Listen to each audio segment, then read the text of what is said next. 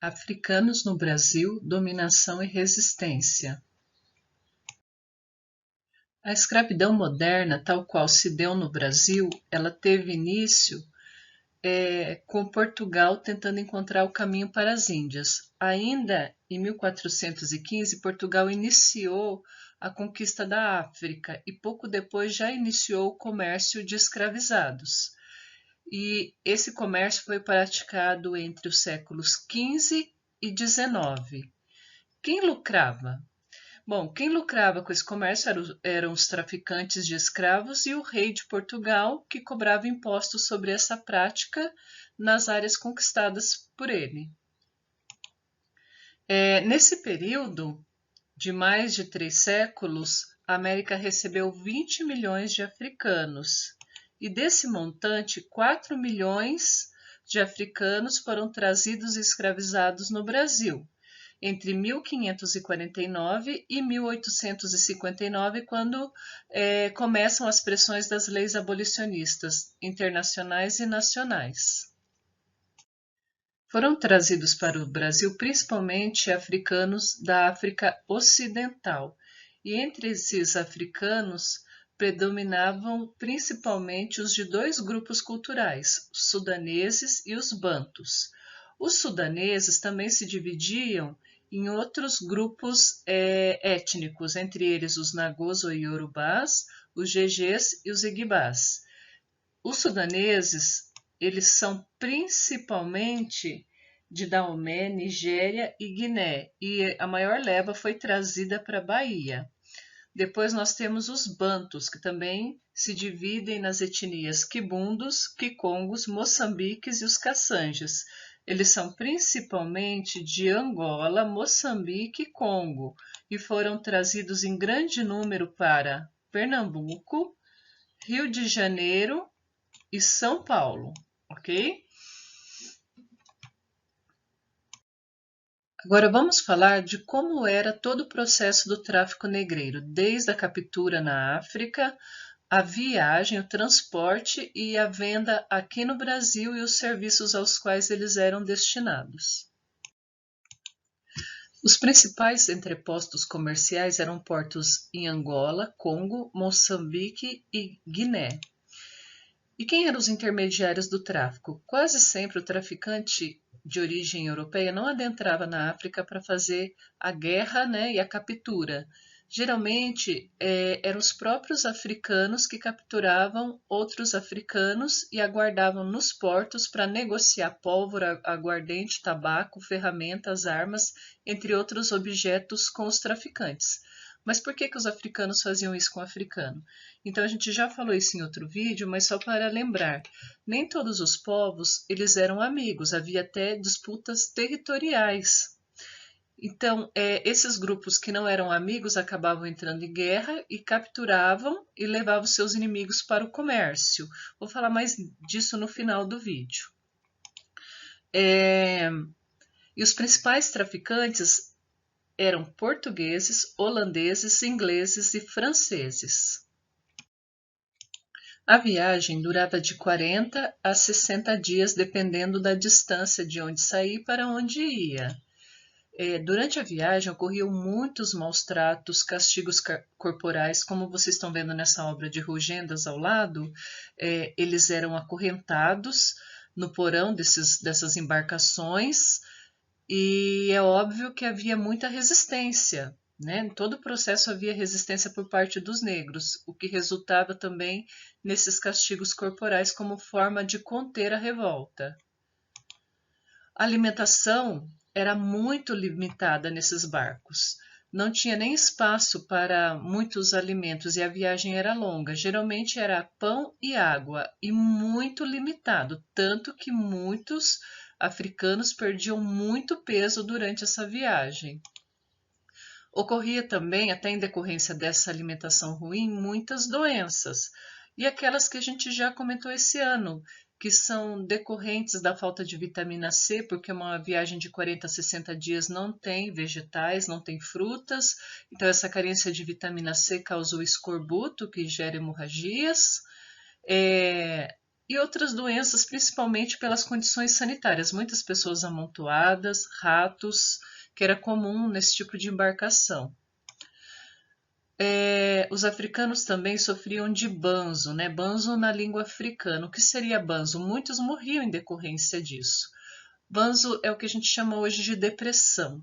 Uma vez retirados de sua tribo, do seu povo, nunca mais eles tinham essa ciência, que nunca mais iam ver seus filhos, ou sua mãe, ou seu pai, sua esposa, a sua terra. Jamais poderiam manifestar seus traços culturais. Então, muitos entravam numa tristeza. Imagina, você está lá na sua terra, de repente, com muita violência, você é arrancado, enfiado num barco com muitas pessoas de diferentes locais e é arrastado para outro continente com nenhuma esperança de voltar a rever, né, os seus entes queridos. Então, isso muitas vezes levava a uma depressão, na qual eles não comiam e acabavam entrando em óbito.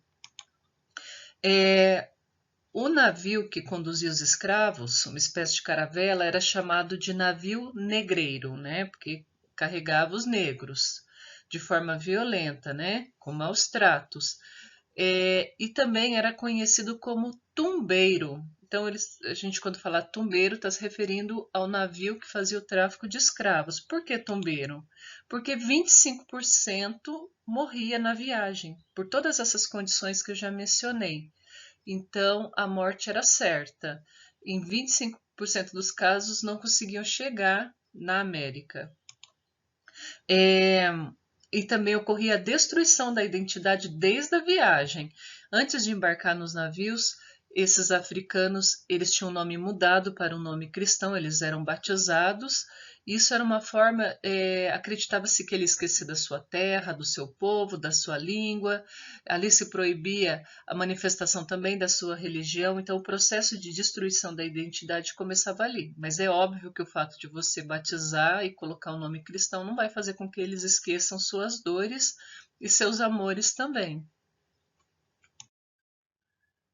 Quando chegavam no Brasil, geralmente a primeira fase do processo do tráfico aqui era um confinamento. Eles ficavam no armazém onde seriam alimentados para recuperar peso e ter um maior valor comercial.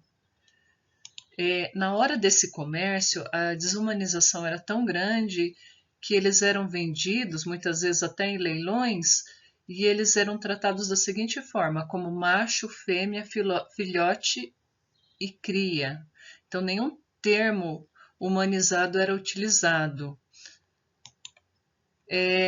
Também usavam outros termos relacionados ao valor comercial e à língua falada pelo escravo. Então, alguns eram chamados de boçais, outros de ladinos e outros de crioulos.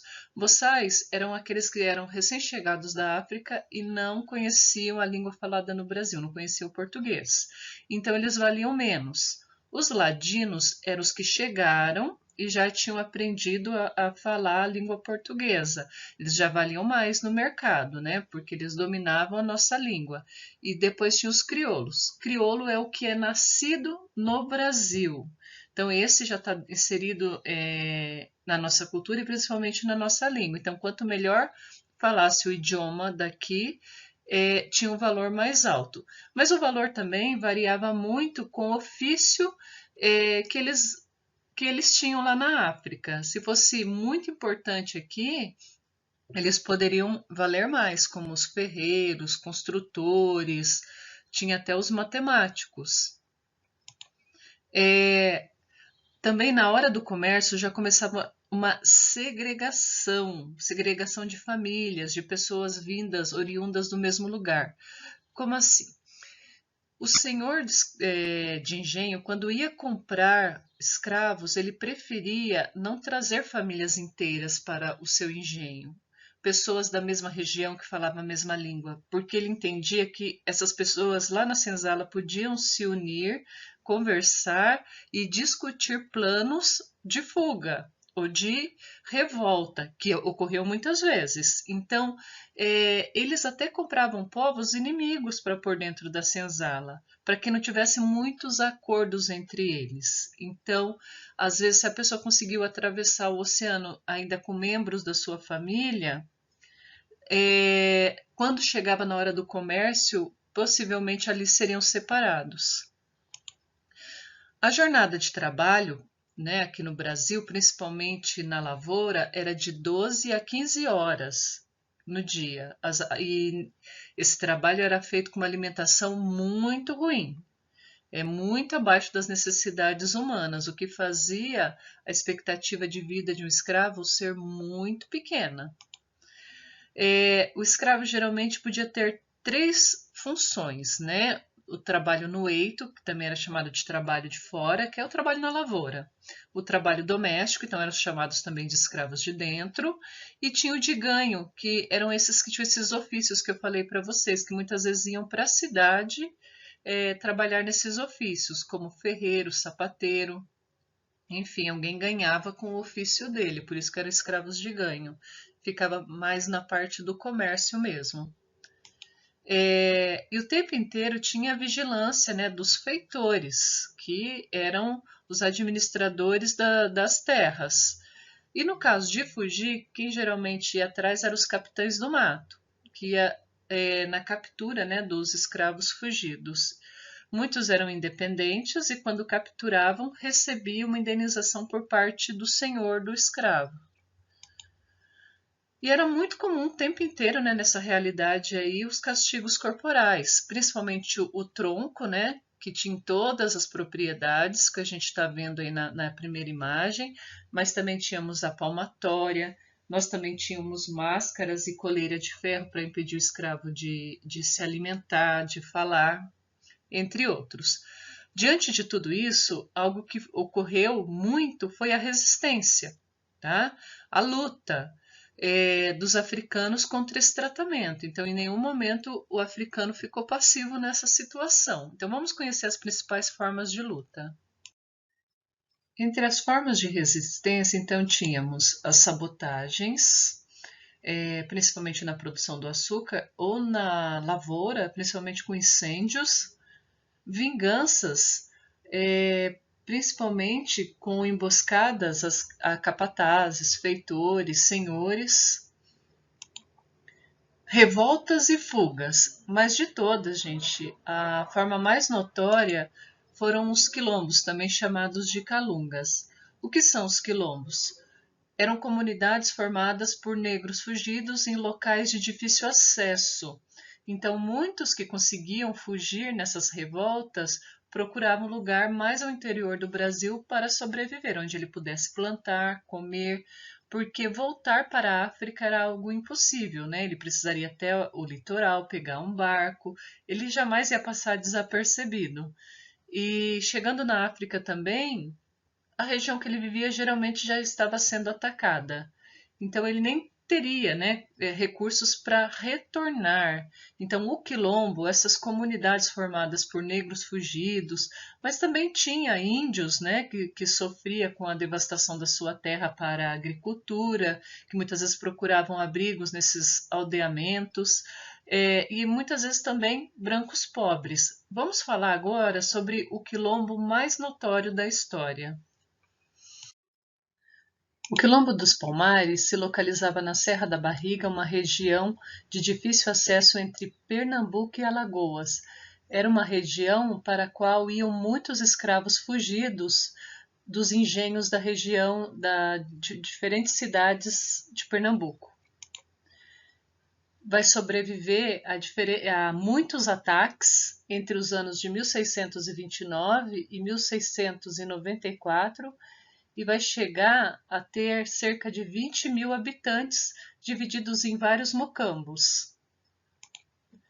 As principais atividades econômicas do Quilombo dos Palmares era principalmente a agricultura do milho, do feijão, da mandioca, batata doce, banana, cana-de-açúcar, abacate, jaca.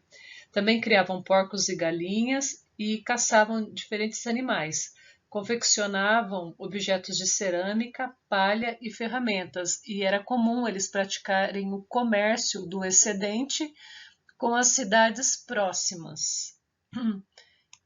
Um dos personagens mais célebres da história do Quilombo dos Palmares é o Zumbi. Seu nome era Francisco, né, conhecido como Zumbi dos Palmares.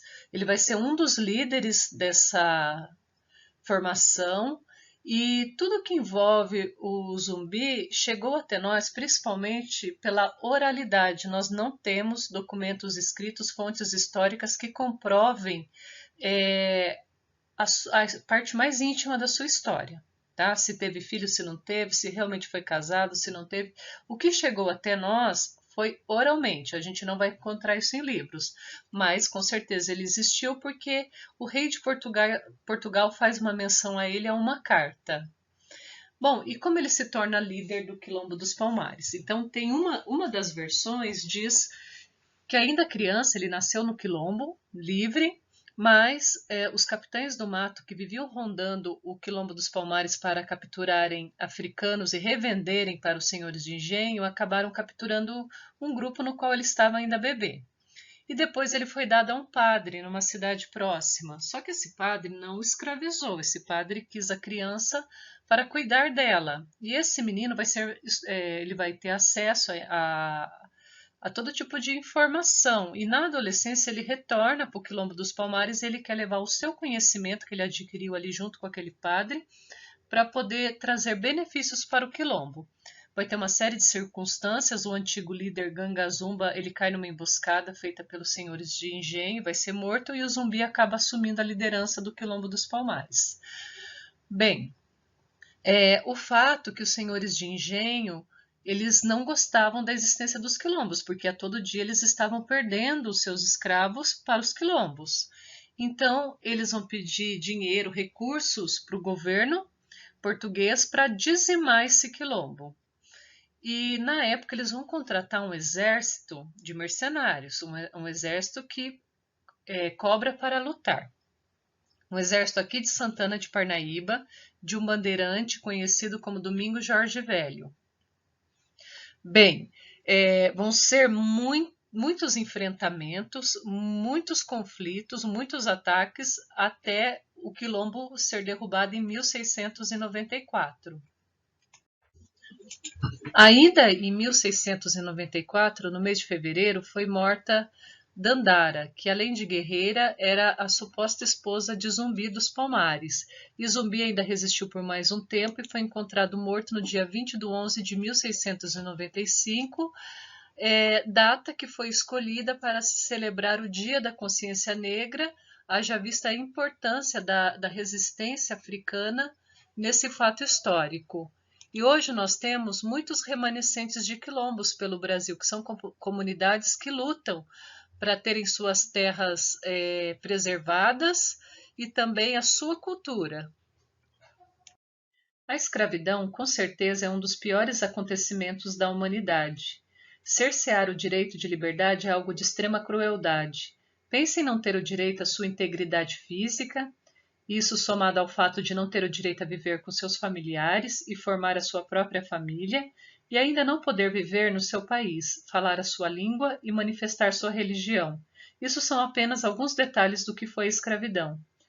Eu estou me referindo à escravidão da Idade Moderna, na qual os colonizadores europeus, em fins do século XV, iniciaram o comércio de escravos. O objetivo desse vídeo é desmistificar algumas visões errôneas acerca da escravidão, que vêm sendo repetidas há séculos e que têm a função nada ingênua de culpar o próprio africano pela escravidão, inferiorizar os povos africanos e diminuir a responsabilidade dos países europeus que enriqueceram com o comércio humano e com a exploração dos seus recursos físicos e naturais. Vou dividir a explicação em 3 desculpas que vieram dos colonizadores e são repetidas no seio da sociedade em que vivemos. E o objetivo é de inferiorizar os afrodescendentes. Aqui só vão alguns exemplos, então vamos lá. A primeira desculpa é de que os africanos já praticavam escravidão antes dos europeus chegarem no século XV. Bem, essa afirmação é verdadeira. Já havia escravidão na África antes dos europeus chegarem lá, mas era uma escravidão completamente diferente, não tinha violência gratuita. Na África havia basicamente dois tipos de escravidão: a escravidão por guerra, como consequência da derrota, e a escravidão por dívida. Nesses dois casos, não vemos interesses comerciais com a vida do outro, mas são formas de punição. Entretanto, em ambos os casos havia a possibilidade de se tornarem livres após o pagamento dessas dívidas. Já na escravidão cometida pelos europeus, o africano era tratado como uma mercadoria sem direitos e necessidades humanas preservados. Era como instrumentos de trabalho. Inclusive, a expectativa de vida de um escravo depois que iniciava o trabalho na lavoura, que era um dos trabalhos mais pesados que existia, não passava de 10 anos. Nesse período da história moderna, o comércio de escravos vai se tornar a prática mais lucrativa. Inclusive, quando pensamos em Brasil, dava mais lucro que vender açúcar. Então, justificar a escravidão dizendo que os africanos também praticavam escravidão não é justificativa. A segunda desculpa, e que muitas pessoas repetem, é de que os africanos foram escravizados porque eles eram povos muito atrasados. Mas por tudo que falamos nesse vídeo, percebemos que muito antes dos europeus chegarem na África, ela apresentava povos com muitos conhecimentos. Dominavam a metalurgia, a agricultura, o comércio, o artesanato. Esses povos possuíam ainda diferentes formas de organizações políticas e sociais, bem estruturadas. Inclusive, a primeira universidade que se tem notícia no mundo, segundo os historiadores, surgiu antes do século XII na cidade de Tombuctu, em Mali, e era voltada principalmente para conhecimentos matemáticos. E por dominarem a matemática, eram grandes construtores. Então, gente, o correto seria afirmar que os africanos não foram escravizados porque eram muito atrasados. Pelo contrário, eles foram escravizados porque tinham muitos conhecimentos.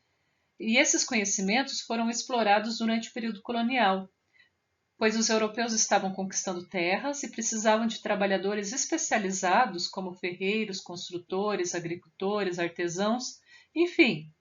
Também havia escravos que eram alfabetizados em árabe, enquanto seu senhor não sabia ler e escrever. Então, dizer ou justificar a escravidão dizendo que os africanos eram povos muito atrasados, isso não deve ser feito, isso é errado. A terceira desculpa é de que a África é pobre por culpa única e exclusiva dos africanos, mas a história não é bem essa. Vale a pena lembrar, como já falamos, que o continente africano é muito grande e nem todas as regiões vivem em extrema miséria, como é muito comum se acreditar. Ela apresenta realidades políticas, econômicas e sociais distintas. Mas quanto à miséria que algumas regiões enfrentam, temos dois fatos históricos que explicam bem essa situação atual. O primeiro fator é a colonização do século XV, na qual os europeus retiraram levas de jovens, homens e mulheres em idade de trabalho para abastecer principalmente as colônias americanas na agricultura e na mineração. O resultado desse processo foi deixar a África sem pessoas em idade de trabalho. Muitas sociedades foram condenadas por só restarem crianças e idosos que não tinham condições de prover seu próprio sustento. Outro fator é a neocolonização do século XIX, realizada por nações industrializadas como a Inglaterra, a França e a Alemanha, entre outros. O objetivo desse processo era explorar a matéria-prima africana, a mão de obra barata e o mercado consumidor. Esse processo foi violento e contou com a destruição cultural de muitas sociedades africanas. Essa destruição fez com que as novas gerações de africanos perdessem os conhecimentos que permitiram a sobrevivência dos seus ancestrais por gerações. Ou seja, dizer que a culpa é só da África tira da Europa todo o estrago que ela fez nos dois processos de colonização, do século XV e do século XIX. Então, não devemos fazer essa afirmação mais. Esse vídeo fica por aqui, mas veremos mais informações sobre a África e sua história ao longo do ano.